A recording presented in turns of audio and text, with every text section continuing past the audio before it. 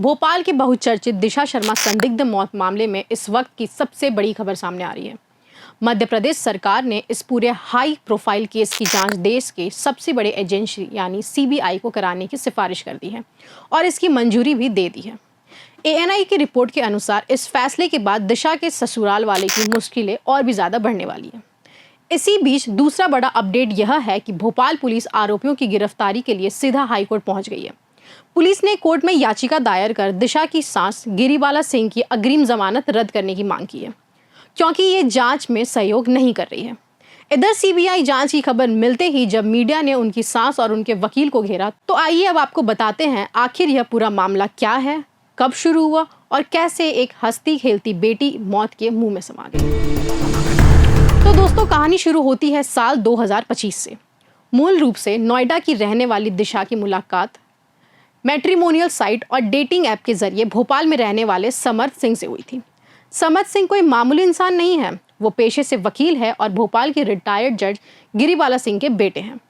परिवार को लगा कि लड़का और परिवार बहुत पढ़ा लिखा है, रसूखदार है, इसलिए दिसंबर 2025 में दोनों की शादी बड़े धूमधाम से करा दी गई।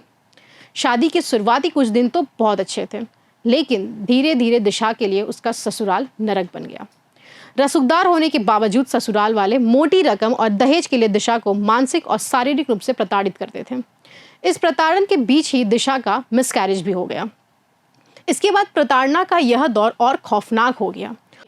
कटारा हिल स्थित घर में दिशा का शव फांसी के फंदे से लटका मिला। ससुराल वालों ने इसे खुदकुशी का नाम दिया, लेकिन दिशा के शरीर पर मिले चोट के निशानों ने इस पूरी कहानी को संदिग्ध बना दिया। इस मामले में दिशा के जो आखिरी इंस्टाग्राम और व्हाट्सएप चैट्स सामने आए हैं, वह किसी की भी आंखें नम कर सकती है। फंदे पर झूलने के कुछ दिन पहले ही दिशा ने अपनी सहेली मीनाक्षी को इंस्टाग्राम पर लिखा था, मैं फंस गई हूँ यार, तुम मत फंसना, ज़्यादा बात नहीं कर सकती, समय आने पर कॉल करूँगी।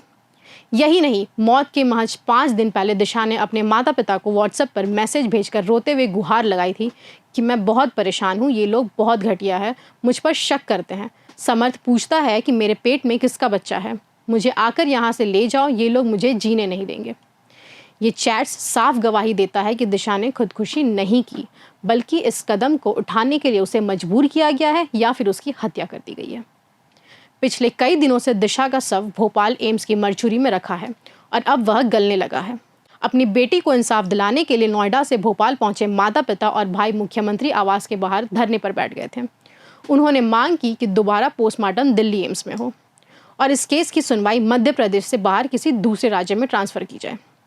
दिशा के भाई आशीष शर्मा ने एएनआई से बात करते हुए साफ कहा है कि आरोपियों के पास पैसा है, इसलिए अब तक जांच में इतनी देरी हुई है।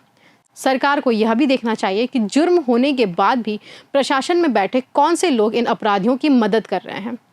हालांकि बढ़ते दबाव को देखते हुए पुलिस ने अब 6 सदस्यों वाली एसआईटी का भी गठन कर दिया है। तो दोस्तों, अब इस मामले की जांच सीबीआई के हाथों में जाने वाली है। एक रिटायर्ड जज और वकील के घर में एक बहू की इस तरह मौत होना हमारे पूरे समाज और सिस्टम पर बड़ा सवाल है। अब देखना ये होगा कि सीबीआई की जांच के बाद दिशा को कब तक इंसाफ मिलता है।